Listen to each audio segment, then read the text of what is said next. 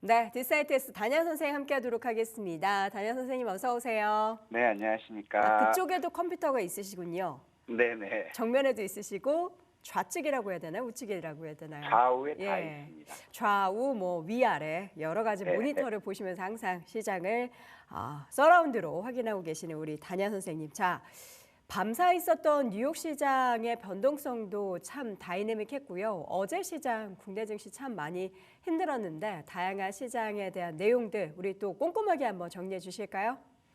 자, 오늘 시장은 우리 여도 앵커님 목소리가 다시 은쟁반의 옥구슬이 굴러가는 소리로 돌아오면서 오늘 시장에 대해서 좀 기대를 가져봐야 되지 않을까 싶어요. 일단 오늘 새벽에 마감한 미국 시장을 보면 일단 관세 부분으로 인해서 기술주들이라든가 반도체 섹터들 많이 빠지는 모습이었지만 그래서 상대적으로 이 아시아 국가들의 하락률에 비해서는 상대적으로 양호하게 마감했거든요. 일단은 하락하게 된 배경을 보면 이제 계속해서 말씀드렸던 부분이 JP 모건의 CEO 다이먼이 지금 증시는 고평가돼 있고 인플레이션 우려는 계속해서 높아지고 있다. 그래서 이제 금리 인하 기대는 좀 버려라. 이런 얘기가 나오면서 계속해서 조정에 대한 암시를 벌써 이제 지난달 중순부터 줬고요. 근데 가장 큰 부분은 이제 관세도 있지만 딥시크의 어떤 이 효율성, 저비용 구조의 높은 효율성, 이 부분이 결국에 엔비디아에게 큰 충격을 준 게 아닌가 싶어요. 엔비디아 같은 경우는 고사양 칩을 90% 마진으로 팔고 있는 그런 상태에서 오히려 이제 98%, 95% 비용을 축소한 상황에서 퍼포먼스는 엔비디아의 고성능 칩과 유사하게 나오고 있다라는 거죠. 그것 때문에 엔비디아를 비롯한 AI 반도체 관련들이 약세를 보이면서 결국에 지수 하락을 견인하는 그런 모습이었고, 두 번째로는 이제 반도체도 국내 반도체도 트럼프 정부에서 결국에 관세를 부과하겠다. 이 부분 때문에 두 가지 요인이 복합적으로 나오면서 이제 반도체 필라델피아 반도체 지수가 크게 하락하는 모습이었거든요. 여기다가 연준 인사들이 지금 인플레이션이 계속해서 생각보다 높게 나오고 있고, 그다음에 트럼프의 관세 정책으로 인해서 오히려 인플레이션이 높아지는 그러한 계기가 될 것이다. 그렇기 때문에 추가적으로 금리 조정에 대해서 서두를 필요가 없다. 이 부분이 단기적인 어떤 하락 모멘텀이 됐거든요. 하지만 일단 지금 미국 입장에서도 관세에서 강경하게 나가니까 거기에 대한 반발이 많이 심하게 있죠. 민주당은 당연히 반발하겠고 공화당 내부에서도 지금의 관세 정책은 유리하지 않다. 비판적인 목소리가 나오고 있기 때문에 멕시코에 대해서는 한 달 유예를 뒀고 또 이제 캐나다 총리가 오늘 새벽 기사를 푼 거 보니까 전화 통화에서 관세 유예는 어느 정도 합의가 됐다. 이런 얘기를 해요. 그렇기 때문에 일단 이 관세 충격에서는 좀 벗어날 수 있을 것으로 보이고, 그 다음에 중국에 대해서는 10% 추가 관세를 부과했거든요. 그럼 이제 시진핑 입장에서는 이 전쟁을 피하기 위해서 오늘 마감된 어제 장 마감에 나온 기사를 보니까 트럼프 일기 행정부와 약속했던 구매 이행을 실시하겠다. 이런 얘기들이 나오고 있어요. 그 다음에 미국의 1월 제조업 지수가 확장 국면이 되고 있는데 이게 무려 26개월 만에 이제 반전이 됐다라는 거예요. 그렇다면 이런 부분들이 관세에 대한 충격에 대한 하락은 어느 정도 상쇄하는 그러한 요인이 될 수 있지 않을까 이런 생각이 들어요. 그래서 지금 엔비디아를 중심으로 한 인공지능 반도체들의 약세가 어디까지 지속될 것인지 엔비디아의 실적이 둔화될 것은 명약가나하다라는 거죠. 그렇기 때문에 이 딥시크의 영향력이 어느 시점에서 소멸될지 이 부분을 우리가 지켜봐야 되지 않을까. 그렇다면 당분간은 지수는 숨고르기 국면에 들어갈 수 있다 이렇게 판단되고 있고요. 이런 와중에서도 미국 시장은 원전과 전력이 모처럼 강세를 보였어요. 그리고 항상 강조했던 통신 섹터, 어제 시장에서도 견조한 모습을 보여주고 있죠. 일단 미국 입장에서도 2026년부터 육지 데이터 고속도로를 구현하겠다. 그렇게 되면 통신에 대해서도 결국에 투자가 확대될 것이라는 것을 암시하고 있는 그런 부분이죠. 그래서 이런 것들이 강세를 보였고 딥시크 영향으로 해서 이제 반도체가 크게 하락하는 모습 보여줬고 헬스케어라든가 운송물류, 방산기계 쪽들이 약세를 보였어요. 이런 와중에서도 결국에 아이덱스 레보라토리라는 반려견 회사거든요. 이쪽이 급등이 나왔어요. 결국에 실적 개선이 기대되던 것들이 급등이 나오고 있고 그동안 딥시크 영향으로 급락했던 원전 섹터에서 오클로가 급등이 나오는 그러한 모습이었고요. 그 다음에 젠슨왕 앞으로 양자는 20년 후에나 될 것이다. 이 말로 양자가 크게 하락했다가 아이온큐라든가 리게트 컴퓨터이 반등이 나오는 그러한 모습을 보여주고 있고 그 다음에 에브비라든가 마이크로 스트래터지가 강세를 보였어요. 반면에 모더나라든가 페덱스, 월그린부츠, TSMC, 슈퍼마이크로, 실스크, 테슬라, 애플 이런 쪽들이 상대적으로 낙폭이 크게 나왔고요. ETF 시장을 보더라도 통신 섹터와 헬스케어, 에너지 이런 쪽들이 강세를 보였거든요. 그렇다면 일단 통신주들은 다우 시장에서도 마찬가지로 ETF 시장이 긍정적으로 움직였다라는 것이고 그다음에 운송물류라든가 2차 전지 쪽들이 크게 하락하는 모습이었어요. 그리고 인공지능과 반도체, 우주 섹터, 그다음에 자율주행 로봇 섹터들이 약세를 면치 못했다라는 거거든요. 자, 이런 것들이 이제 반영되면서 전반적으로 오늘은 M7 관련 기업들이 조정이 크게 받는 그러한 모습들 나오고 있다라는 거예요. 일단 알파벳 같은 경우는 소폭 하락하는 모습이었지만 결국에는 이제 198포인트 에서는 지지를 받을 것이고 또 신고가 경신에 되밀리는 국면이고요. 그 다음에 메타 역시도 신고가 국면에서 하락하는 모습이었지만 다시 저점을 확인, 시초가 개파락해서 긴 양봉을 만들었다라는 것이고, 그 다음에 이제 아마존 역시도 견조한 모습 보여줬죠. 반대로 이제 엔비디아가 저가를 살짝 이탈했다가 결국에는 아래꼬리 만든 양봉이 나오는 모습이었고요. 그러면 여기서 우리가 살펴봐야 될 부분들은 어떤 거냐면 결국에 이제 알파벳이라든가 이런 AI 섹터들은 아직까지도 추세가 굉장히 양호하다라는 거예요. 알파벳 같은 경우도 개파락했지만 결국에 신고가 경신을 개파락했지만 양봉이 나오는 그러한 모습을 보여줬고 그 다음에 아마존 역시도 전일 저가 부근에서 꼬리 만들고 또다시 양봉으로 고점 돌파 시도하는 모습도 굉장히 긍정적이라는 거거든요. 그 다음에 메타를 보면 지난 1월 30일 저가에서 시초가 시작해서 긴 양봉. 그렇다면은 결국에 메타라든가 아마존이라든가 결국에 신고가 도전할 수 있다. 알파벳 A까지. 그렇다면은 AI 섹터들은 아직까지 추세가 살아있는 그러한 모습이다. 즉 반도체를 대신할 것이 AI 섹터가 될 것이다. 이렇게 판단되는 부분이고요. 반면에 테슬라가 장중에 7%까지 급락받았죠. 일단 테슬라에 대해서 지금 거품이 꼈고 주가는 180불대까지 떨어져야 된다.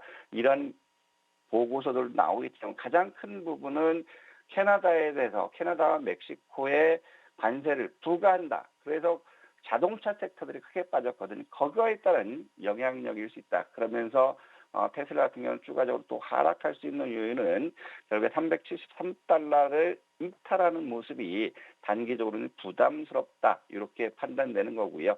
그 다음에 원자재 시장 쪽에서 보면 모처럼 반등이 나왔어요. 최근 들어 관세에 대한 불안감으로 해서 안전자산인 금이 반등 나왔고 구리라든가 알루미늄 역시도 반등 나왔거든요.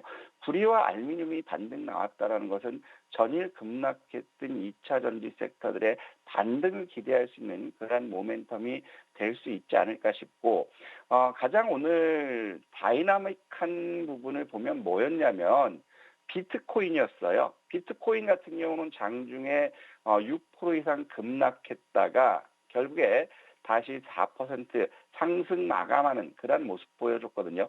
비트코인은 여러분들한테 말씀드렸던 것처럼 지난 12월 5일 장중 저가 부분은 강한 하방 경직이 될 것이다.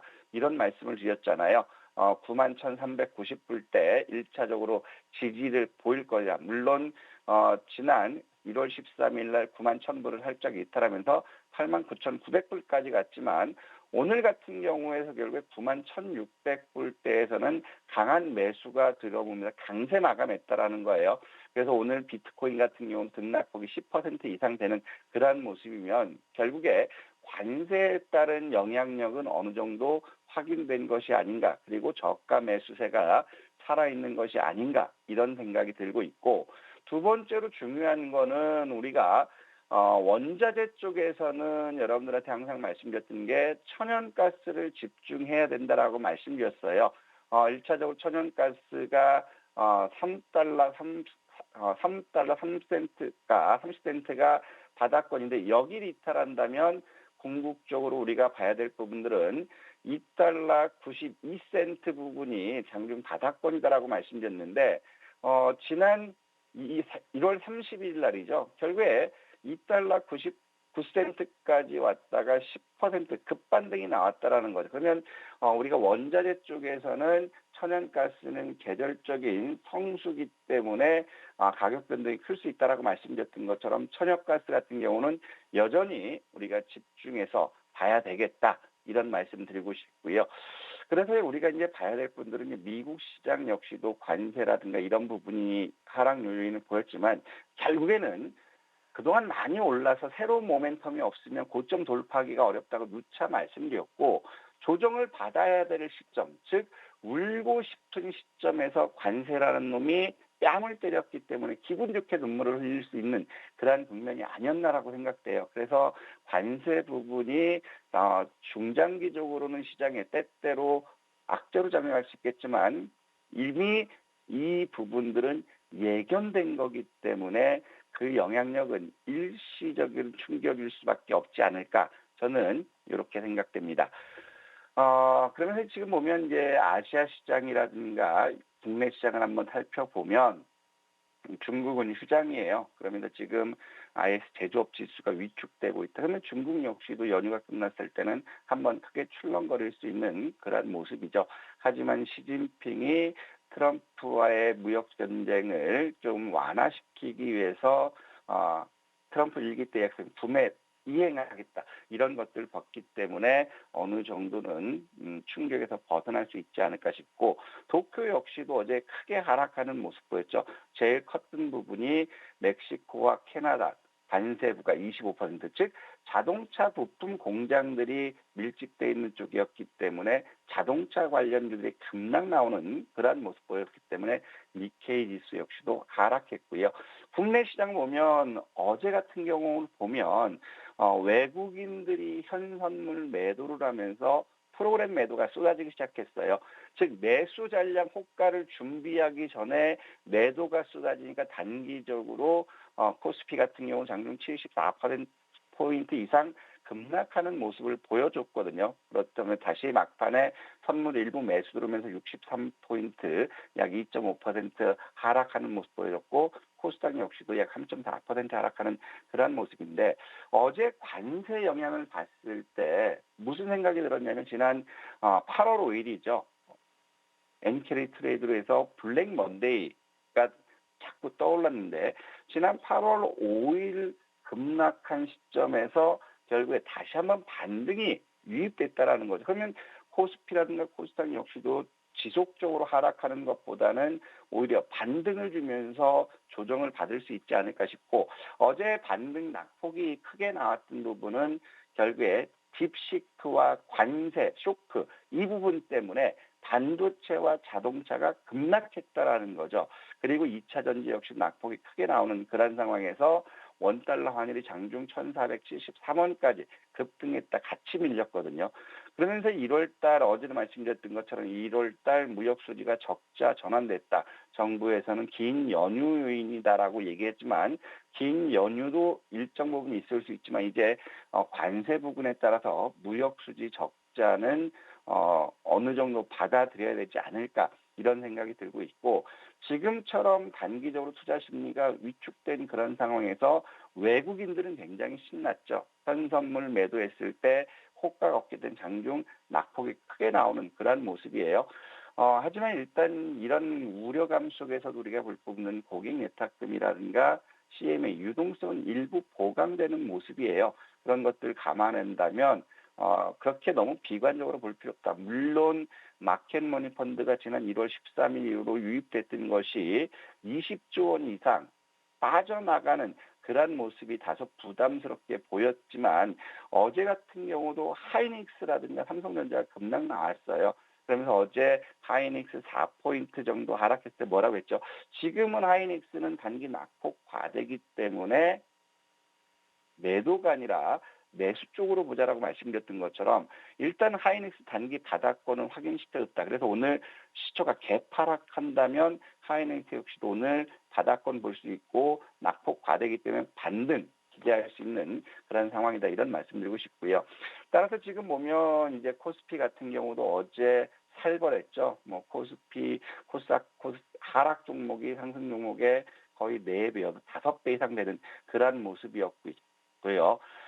그러면서 지금 보면 어제 하락을 유인했던 주체는 외국인이었어요. 2월 시작하자마자 외국인들 코스피에서는 8,700억 매도를 보였고, 그 다음에 선물에서는 매도를 줄였지만 4,500억 순매도로 시작을 했거든요. 그러면 우리가 봐야 될 부분들이 1월달 외국인들이 현선물 매도한 게 작년 8월과 9월, 10월 요 세 번밖에 없었거든요. 그러면 이제 2월 달에는 외국인들의 매도를 늘릴 건지 매수를 줄일 건지 이 부분을 봐야 되겠고 외국인들의 선물 매매 동향은 반드시 확인해야 되겠다. 이런 말씀드리고 싶고요.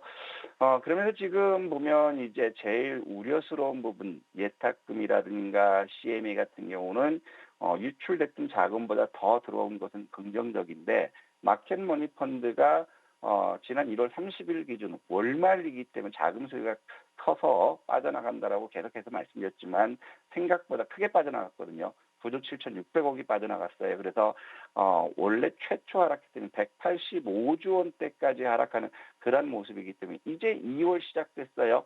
그래서 마켓머니 펀드가 다시 유입되면서 190조 넘고 200조 넘는다면 이 관세 부분은 단기적으로 우리가 단기 충격이 크게 나왔던 거고 장기적으로는 이 충격 내에서 움직일 수 있지 않을까. 그래서 너무 염려하지 말자 이런 말씀드리고 싶고요.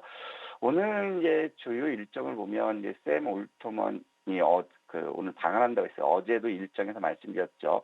그러면 카카오와 전략적 제휴를 한다고 해서 어제 카카오가 급등하는 그런 모습 보였는데 오늘은 삼성과 SK 협력을 요청할 거다 이런 얘기가 나오고 있어요. 그렇다면 이제 AI 섹터들 삼성에서 집중적으로 투자하는 AI 섹터를 봐야 될 거고 그다음에 정부 정책으로 반도체법 관련 당정 회의가 있기 때문에 이제 반도체에 대한 정책적인 지원 이런 것들이 반도체에 대한 반전의 기회가 될 수 있지 않을까 싶고 그다음에 트럼프와 이스라엘 총리가 정상회담을 해요. 그럼 이제 방산주들이 움직일 수 있지 보자.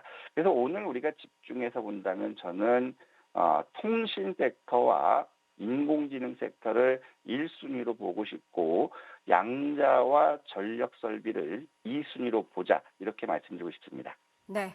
자, 그렇다면 이제 오늘장 핫 이슈 종목 골라보기 전에 또 리뷰 한번 해봐야겠는데요. 로봇 관련해서 하이젠 RNM을 저희가 계속 리뷰를 해드리고 있고 이 밖에도 소프트웨어 관련한 기업들 오늘 두 가지 10센 미디어나 인스웨이브 시스템즈까지 좀 체크를 해볼까요?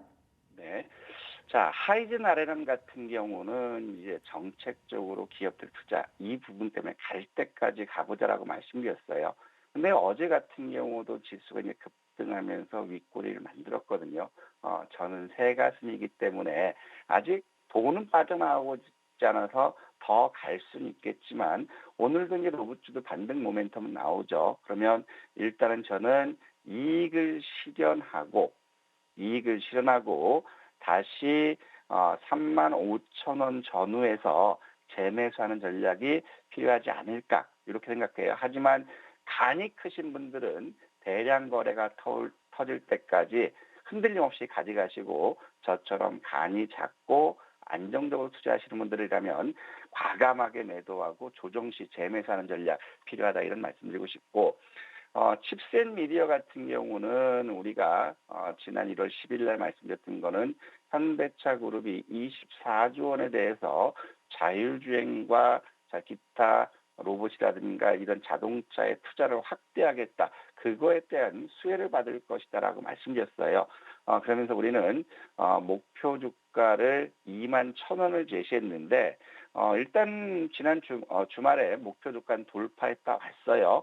그러면서 다시 한번 살펴보니까 어제 주가는 하락했지만 증권사 두 곳이 칩셋 미디어에 대해서는 2만 9,000원 목표가를 제시해 줄 상태거든요.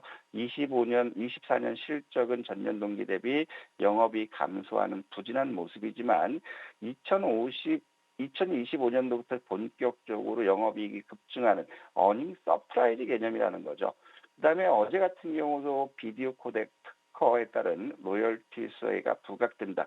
이런 기사가 나온 그런 시점이고 특히 칩셋 미디어가 딥시크 관련 테마로 부각됐다라는 거예요. 그러면서 보면 칩셋 미디어의 가장 큰 장점이 뭐냐면 반도체 IP가 있는데 자율주행이라든가 AI 데이터 센터 이쪽에 필요한 거라는 거죠. 그래서 요들 섹터는 성장하기 때문에 결국에는 실적 개선으로 나올 수 있다. 그래서 2만 1,000원 목표 달성하신 분이라면 추가적으로 조정을 받으면 이거는 다시 한번 또 매수해서 이번에는 목표 주가 2만 9,000원 도전해보자라고 말씀드리고 싶고요. 그다음에 지금 인스웨이브 같은 거 마찬가지 어제 딥시크 관련주로 우리가 잘 보자라고 말씀드렸고요. 지금 이런 것들은 당분간 딥시크 이슈는 계속될 거거든요. 그러면 2024년도는 실적이 적자 전환이기 때문에 실적 발표했을 때는 주가가 빠질 수 있는 그러한 모습이지만 딥시크 이슈가 지속된다면 이런 부분들 또 지속될 수 있다. 그래서 6,000원 목표로 도전해보자 이 말씀드리고 싶습니다. 네. 자, 그럼 오늘장 좀 관심 가져볼 핫 이슈 종목 뭘까요? 오늘도 AI 섹터예요. AI. 올트만이 이재용 회장의 면담 요청했고 네. 삼성에 투자를 요청했다라는 거거든요. 그러면 서두에는 말씀드렸던 것처럼 삼성그룹이 AI 집중적으로 관심을 가진 섹터들을 봐야 되는데 엠노라든가 SP소프트 모델 솔루션이에요. 저는 이제 SP소프트는 계속해서 우리 방송에서 포트폴리오 편입하고 있고 계속 강조를 하고 있는데 오늘은 엠노를 봤으면 좋겠어요. 17,500원부터 동시호가 매수하고 손절은 좀 크게 갈게요. 67,000 이탈을 보고 목표도 높게 1차 95,000원, 2차 신고가 도전하자 이 말씀드리고 싶습니다. 네. 알겠습니다. 그러면 엠로 목표가 95,000원 바라보면서 오늘 장중 움직임 잘 확인해 보도록 하겠고요. 마지막으로 시간의 단일가 종목은 어떤 종목 쪽 보셨습니까? 딥시크 관련주들이 또 움직였어요. 네. 중국의 반도체 사업을 진행하는 기업들이 부각받았는데 피델릭스가 이래서 상한가를 갔고요. MK전자라든가 폴라리스 AI가 강세를 보이는데 폴라리스 AI는 샘 올트만 오픈 AI 방안 그것도 같이 겹친다라는 거죠. 그래서 이것들은 한번 잘 봤으면 좋겠습니다. 네.